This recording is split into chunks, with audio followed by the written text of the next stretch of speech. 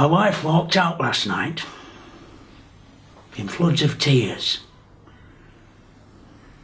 gone to stay with her father after catching me with the lodger. And I'm ashamed, embarrassed to even talk about it. I just couldn't stop myself. Call it an urge, a craving. Our marriage suffered the moment that shit set foot in this house. It was Ashley this, Ashley that. I wonder how old Ashley is, she once said, checking out his body as he indulged in a spot of sunbathing. I think she forgot she had a husband. Always banging on about how handsome he was. Once upon a time she thought I was a looker. I'm better looking than that poser any day of the week, if I say so myself. Ashley's done some modelling, you know, she said. He's been in commercials and magazines, and even a calendar. He was Mr. December. They love him in America. I wanted to say, so why the bloody hell doesn't he live over there then? But I bit my tongue. He's so gorgeous, she said to her sister on the phone once. Edible. And then she laughed her head off, while I suffered a severe inferiority complex.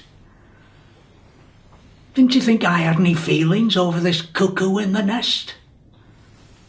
Obviously not. Ashley was her golden boy. And it's not as if he made any contribution to the household. We're not rich. Normally, when you're taking a lodger, he's supposed to help you financially. No danger of any rent from that bloody parasite.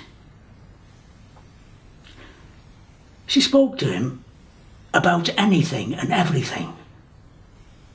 She did all the talking and he listened to her intently. Oh, she loved that. Loved the attention he lavished on her. But when she was with me, she turned into a mute swan. It hurt me that she had more in common with that wanker than with me. Then, yesterday evening, my loving wife was going on a girls' night out to see the Dream Boys.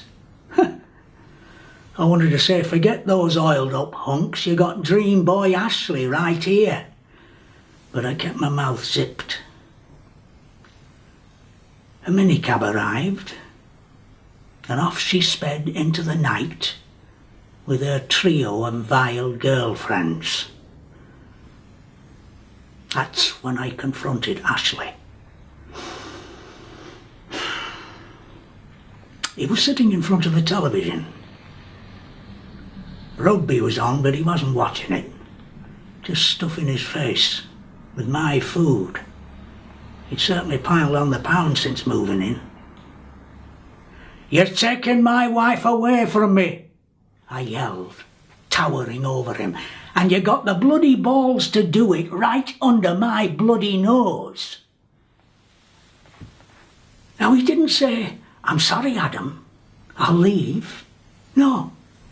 He just sat there, devouring a deep pan pizza, reminding me of a documentary I'd once seen about locusts.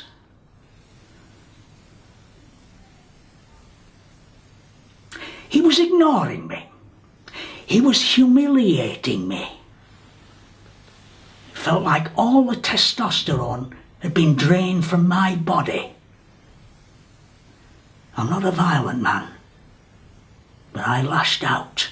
Well, he looked so bloody cocksure. Cheeky bastard only had the audacity to put up a fight, but I was stronger. In the heat of the moment, I strangled him. Yeah, strangled him. Then I panicked. Dead body on my hands, so I had to dispose of the evidence before she got back from the show. But I wasn't quick enough, of course. She caught me red-handed. Caught me feasting on him. He tasted better than pizza. October's a bit early to eat him, but at least her precious Ashley is out of the way. Maybe now we can stop all this vegetarian lark. An ex-firefighter shouldn't have to live on foliage. I need protein. Once upon a time I had biceps like Jean-Claude Van Damme. I don't know how she managed to talk me into giving up my meat in the first place. Anyway, there's plenty of Ashley in the fridge. I might curry him tomorrow. You know, my father-in-law has got a lot to answer for. That's how it all began. He had a spare bird and asked us if we had any space in our back garden to accommodate the runt. We don't have any kids, and we never had pets. So I suppose this was her first chance of mothering.